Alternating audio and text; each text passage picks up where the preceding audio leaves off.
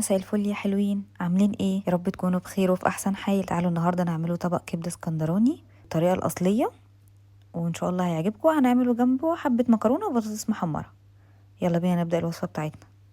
اول حاجه هبدا بيها المكرونه. تعالوا نسلق حبه مكرونه. نجيب الحله بتاعتنا ننزله فيها بالميه المغليه دي كده. هننزله بالملح والزيت.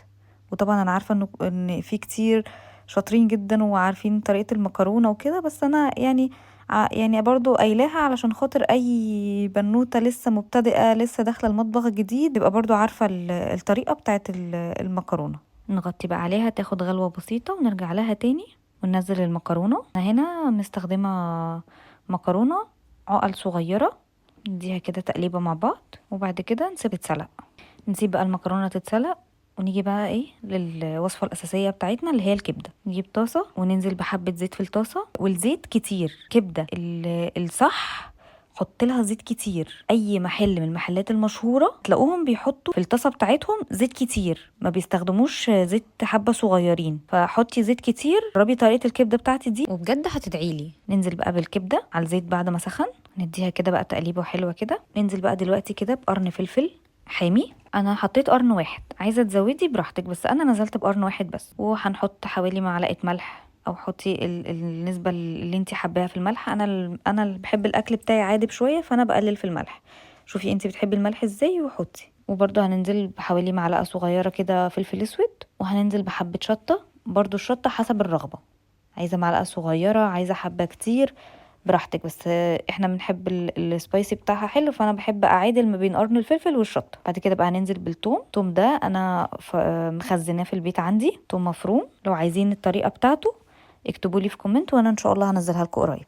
نديهم كده تقليبه حلوه كده ونمكسهم مع بعض، ونحاول في التسويه ما نزودش التسويه على الكبده، لان الكبده ما بتاخدش تسويه. الكبده بتخلص بسرعه جدا وبتستوي بسرعه جدا عشان ما تشدش مننا. وبرده في نفس الوقت ما ننساش المكرونه نديها برده تقليبه، ما ننساش عنها عشان ما تلزقش مننا في الحله. ندي بقى تقليبه كده اخيره بسيطه كده للكبده ونسيبها كده دقيقتين على ما نصفي المكرونه ونشطفها ونرجع تاني. نرجع بقى تاني للكبده بتاعتنا. خلاص كده نطفي عليها، هي كده تمام وزي الفل. نشيل بقى كده خلاص الكبده من على النار ونحط مكانها الحله بتاعت المكرونه. نجيب بقى الحله بتاعتنا نحط فيها حبه زيت ونولع عليها النار. عندنا بقى هنا بصلايه هنفرمها في الكبه. انا حاطه هنا بصلايه واحده بس، عايزه تزودي براحتك بس انا على قد مقدار المكرونه بتاعتي عملت بصلايه واحده. فهفرم هنا بقى البصلايه. قولوا لي مين فيكم بيحب المكرونه زي بالبصل؟ انا بحس ان البصلايه بتديها كده تسكيره كده جميله. قولوا لي مين بيحب المكرونه بالبصل ومين بيحب يحط فيها توم ومين بيحب يعملها من غير حاجه خالص. ننزل بقى هنا بالبصلايه كده بتاعتنا على الزيت ونديهم كده تقليبه حلوه مع بعض كده، ونسيب البصلايه كده ايه تحمر شويه. نيجي بقى هنا نحمر مع بعض حبه بطاطس كده في الاير فراير. نحمر كده مع بعض حبه بطاطس نحطهم جنب الاكل. نرجع بقى تاني كده للبصلايه بتاعتنا بعد ما احمرت خلاص. هننزلوا بقى عليها بكيس صلصه من اللي انا عاملاها في البيت.